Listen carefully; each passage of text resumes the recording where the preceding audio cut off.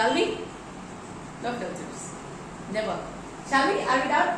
Like बार बार को पूछना पड़ता है कि are we done or not? Okay, fine. So everyone, today we are going to start the phrases because आज मेरे students यानी रघु और पुष्प से मैंने ये पूछा कि मैं कुछ करने वाली हूँ, how to translate this in English.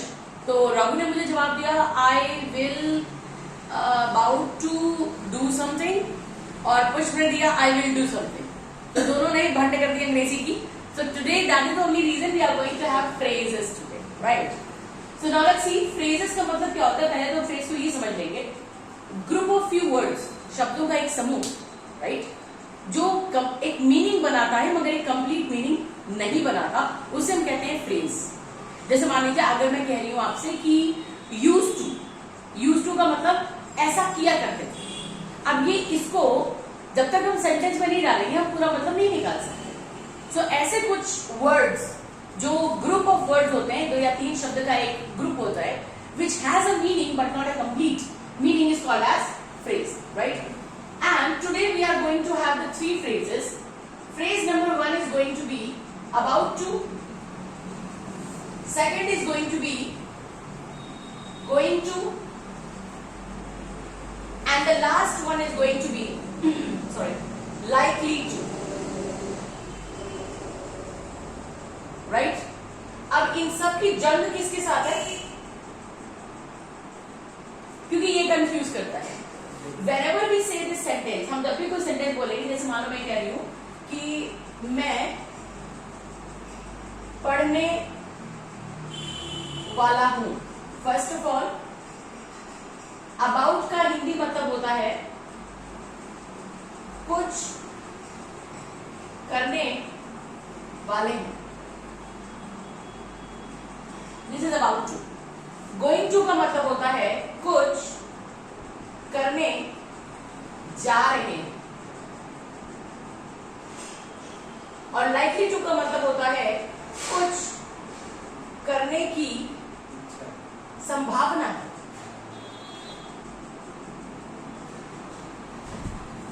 ठीक, अंडरस्टैंड फिर से. तो पहला वाला phrase is about to. First पहले समझ लें. First is about to, second is going to and third is likely to. Right? About to का मतलब होता है कुछ करने वाले हैं, यानी जब वाला वाला सुनाई दे तो अबाउट टू आएगा. कुछ करने जा रहे हैं, जाने को क्या कहते हैं? गो. तो आएगा गोइंग टू. राइट? और अगर कुछ करने की संभावना है, जिसको अक्सर लोग इंग्लिश में ऐसे बोलते हैं, जैसे मान लो अगर मैं कह रही हूं कि बारिश होने की संभावना है, तो ज्यादातर हम ट्रांसलेट कैसे करते हैं? Rain will happen. क्यों? क्योंकि संभावना हमारे हिसाब से भाई फ्यूचर में तो हो रही है, और फ्यूचर में अंग्रेजी क्या बताती है हमको? विल. तो हम चेंज देते हैं. लेकिन विल क्या होता है ना, विल हमेशा 100% होता है और लाइकली टू 50% होता है. तो ये सबसे बड़ा डिफरेंस है कि here we can not use will. संभावनाओं के लिए हमें विल के अलावा कुछ इस्तेमाल करना पड़ेगा. Shall is going to be like, जैसे भी मान लो अगर मैं तुमसे कह रही हूं कि अगर मैं चाहिए लगा के बात कर रही हूं, तुम्हें ऐसा करना चाहिए, संभावना है नहीं, ये मेरा सजेशन है तुम्हारे लिए, एक एडवाइस. अगर वो एडवाइस के तौर पे आता है लेकिन वो तुम पर डिपेंड करता है, तुम करो या ना करो, तो वो शैल है. लेकिन अगर किसी चीज को लेकर के मैं संभावित हूं कि this is likely to happen, so that is going to be मतलब लाइक 50%. फॉर एग्जाम्पल ऐसे समझो, मैं तुमसे कह रही हूं you shall speak in English, यानी ये मेरी एडवाइस है तुम्हारे लिए, इसलिए मैंने क्या लगा दिया? शैल. हिंदी इसका ये होगा तुम्हें अंग्रेजी बोलनी चाहिए. Should again is going to be into formal. Like for example अगर मैं तुमसे बात कर रही हूँ, लेट्स से इनफॉर्मल लोग क्या होते हैं? फैमिली और फ्रेंड्स, उनके साथ लगा दो शैल. फॉर्मल लोग कौन है? यानी बॉस, ऑफिस, स्ट्रेंजर्स, उनके साथ लगा दो शुड. यानी अगर मान लो मैं मेरे भाई से कह रही हूँ कि तुम्हें कचरा नहीं करना चाहिए घर में, सो यू शुड लगाओ या shall? Shall. You shall not litter in the house. Litter मतलब कचरा करना. You shall not litter in the house. लेकिन यही चीज अगर मैं ऑफिस में अपने पीएन से कह रही हूँ या अपने कुलीग से कह रही हूँ, तो मैं क्या बोलूंगी? You should not litter in the office. That is the difference. Am I clear? लेकिन वो वहां पे एडवाइस है, ये एडवाइस नहीं है. ये किसी चीज को देख करके एक संभावना निकालना है कि ऐसा होने की संभावना है। नाउ लेट्स सी, हमेशा ज्यादातर क्या होता है, ज्यादातर या तो लोग अबाउट टू पे चिपक जाते हैं या गोइंग टू पे चिपक जाते हैं। आप कुछ भी बोले, जैसे यार मैं पैकिंग करने जा रहा हूं, so I am about to pack या I am going to pack, मतलब। और अगर आप उनसे पूछें कि क्या डिफरेंस है, कहीं कोई बहुत डिफरेंस नहीं है, दोनों एक ही बात है। कुछ करने जा रहे हैं या कुछ करने वाले, बतिया तो एक है, फ्यूचर में it is going to be, but that is not the thing.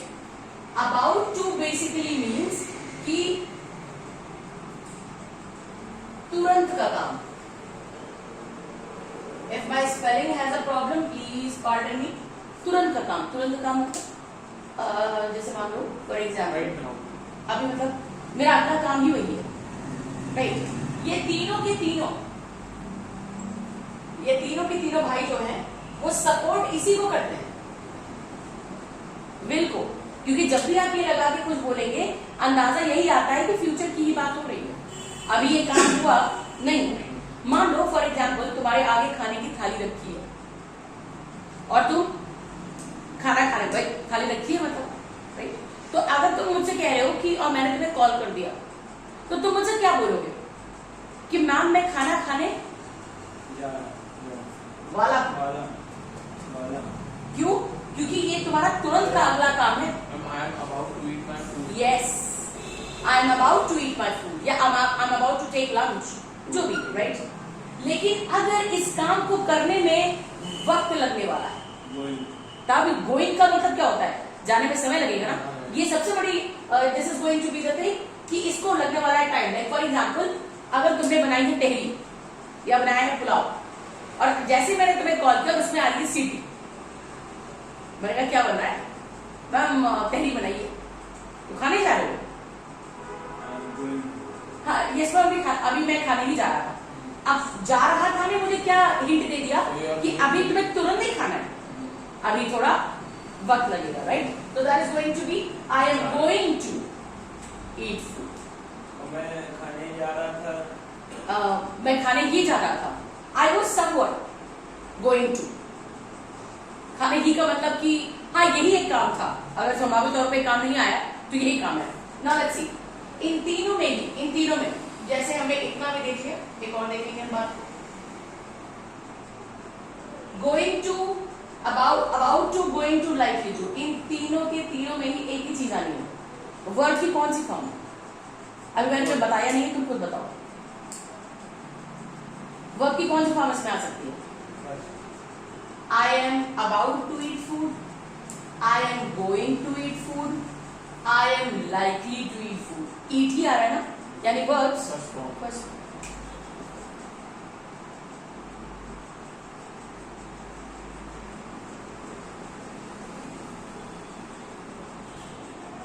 Clear? Right. अब एग्जाम्पल, अब जैसे मैंने ये लिखा था मैं पढ़ने वाला हूं, तो इसको कैसे बोलेंगे? I am about to study,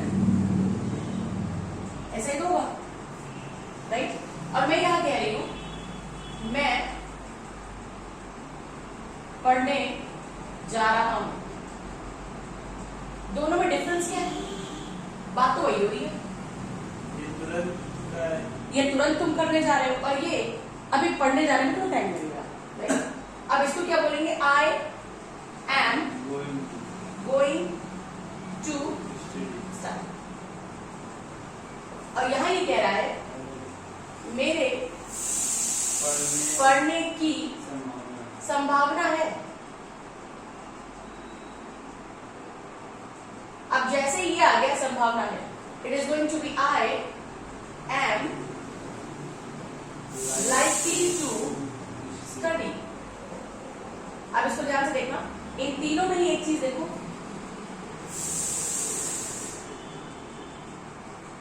ये प्रेजेंट में तो हम लगाते हैं, ये है, मैं हूं, कर रहा हूं, ये सारे प्रेजेंट हैं, इसलिए देखो हमने क्या लगाया है,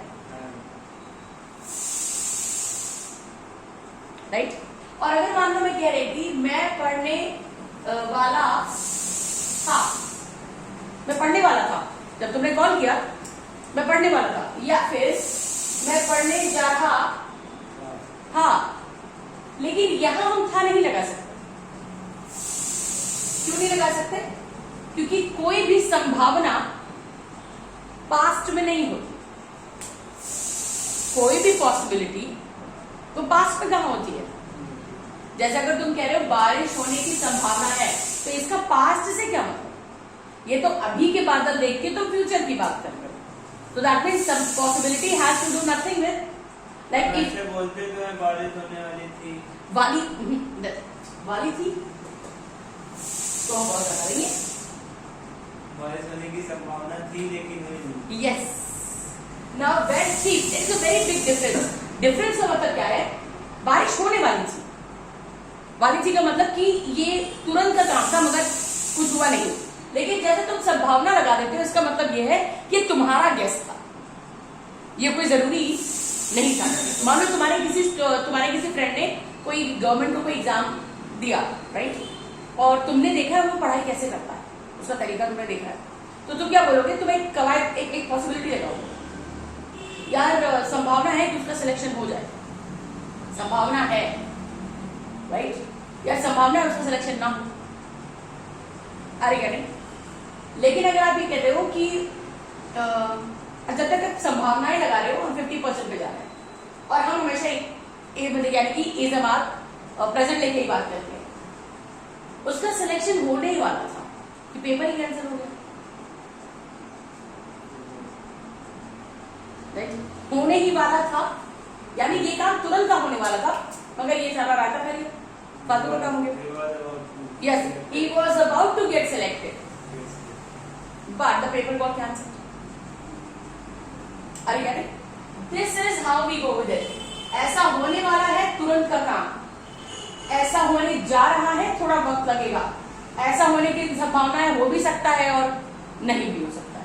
ये श्योर है, ये फॉर श्योर है, मगर ये श्योर नहीं। अब अगर हम इसमें कहते था तो हम क्या लगा देते? आई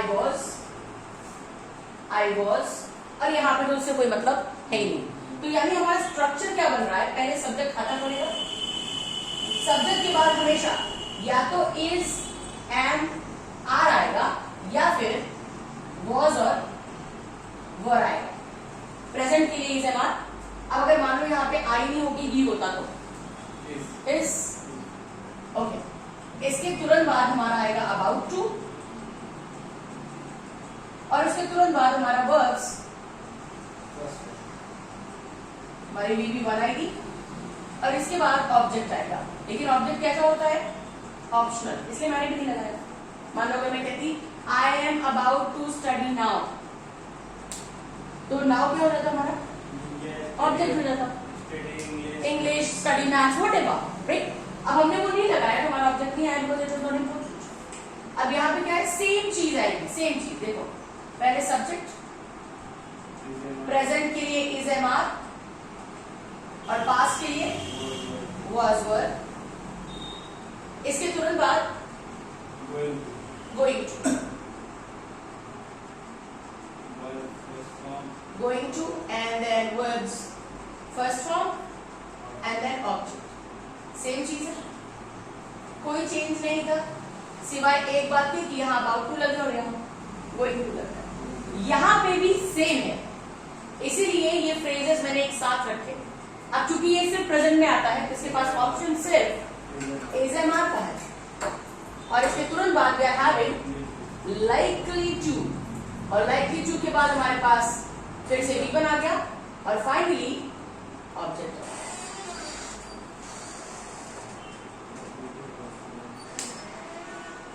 Am I clear? Okay. आप इसमें ध्यान देना, इसमें कभी भी नेवर एवर हम इन तीनों में ही कभी भी इसका इस्तेमाल नहीं करेंगे। क्यों? वजह ये है क्योंकि ये तीनों के तीनों अपने आप में फ्यूचर है। हाँ, will for the surety one, right. लेकिन जैसे मान लो तो मैं कह रही हूँ कि मैं ठीक है, मैं क्लास लेने वाली हूँ, ये तो श्योर ही हुआ ना, राइट। क्लास लेने वाली हूँ मतलब ये तो श्योरिटी ही हो गई ना। लेकिन अगर मैं ये कहूंगी, डिफरेंस क्या है? मैं क्लास लेने वाली हूँ और मैं क्लास लूंगी, ये दो अलग सेंटेंस। Are you getting? वाली हूं में क्या है, आगे आने वाला मेरा काम है, और विल लगा के मैं उसको श्योर पूरे तरीके से कर दे रही हूँ, राइट? ये वो फ्यूचर है जो होगा जरूर, लेकिन कोई कुछ परसेंट ऐसा हो सकता है कि वो ना हो। जैसे अगर ऐसा होता, क्योंकि विल के साथ हम कभी था लगाते हैं क्या? नहीं लगता, लेकिन अबाउट टू के साथ था लगने की गुंजाइश है, क्योंकि ये अपने आप को 100% क्लियर करता है, मगर ये अपने आप को 100% क्लियर नहीं करता। जैसे अगर मैं किसी से कह रही हूँ कि मैं नहाने जा रही थी, और तब तक वो कुछ लोग आ गए, फिर तो बातचीत होने लगी, तो क्या हुआ? काम टल गया ना।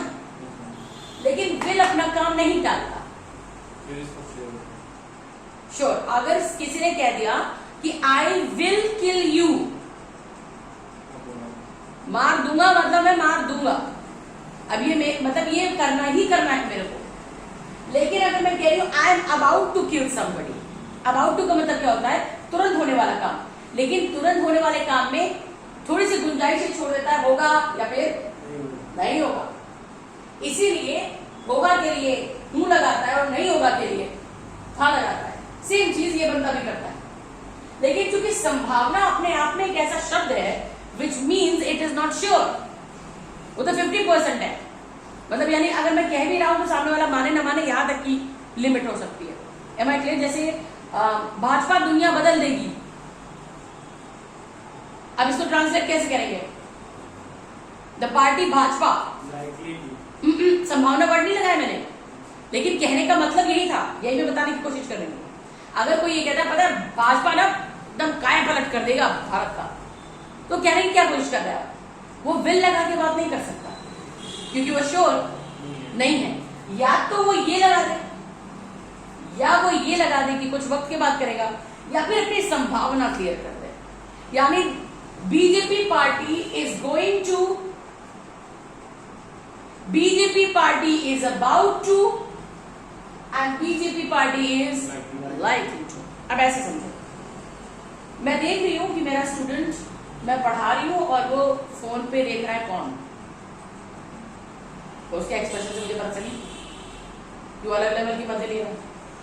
अब मैं बार बार से पूछे आ रहा है मामा, मैंने कहा बेटा यहाँ पूछ रही हूँ, तो मैंने उसको कई बार अलाउ किया, तो सुधर जाओ बेटा, ये सब बात नहीं, वो समझ नहीं रहा है। अब मैं क्या बोलूंगी?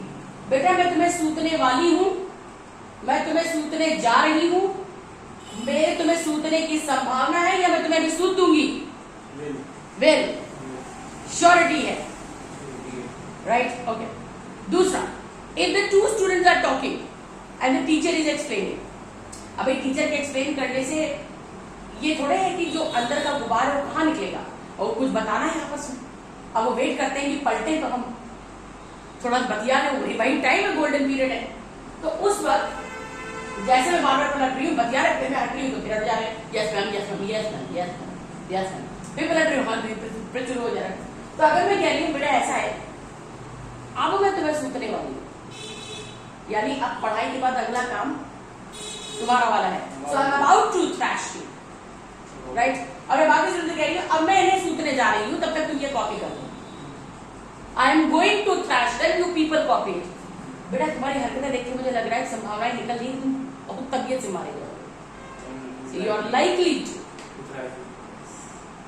Am I clear? Now copy this फटाक से and write everything, मतलब will be लिखो 100%, 50, everything, and which you are unable to understand please ask me। और इसमें ये जरूर लिखना कि इन तीनों में ही will का यूज नहीं करेंगे, not at any cost।